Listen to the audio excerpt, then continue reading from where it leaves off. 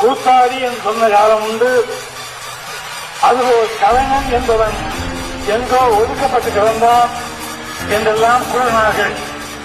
அந்த நிலைமையை மாற்றி கலைஞர்களுக்கு மதிப்பு கொடுத்த பேரறிஞர் அண்ணா அவர்களை நினைத்து பார்த்தால் ஒன்றை நாம் புரிந்து கொள்வோம். இல்ல, நான் தெரியாம தான் கேட்கிறேன். கூத்தாடினா என்ன? ஏதாவது கேவலமான ஒரு பேரா? ஏதாவது கெட்ட வார்த்தையா?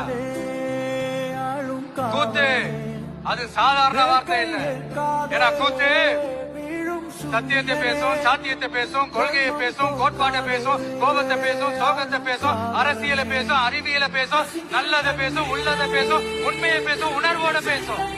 இது எல்லாத்தையும் கொஞ்சம் கூட சோர்வு இல்லாம கொண்டாட்டமா பேசும். இந்த கூத்தாடின்ற பேர் ஏதோ நமக்கு மட்டும் வந்தது இல்லைங்க. அன்னைக்கு தமிழ்நாட்டுல நம்ம ஊரு வாத்தியார் எம்ஜிஆரையும் அவங்க கட்சி ஆரம்பிச்சப்பவே இதே மாதிரிதான் கூத்தாடின்னு தான்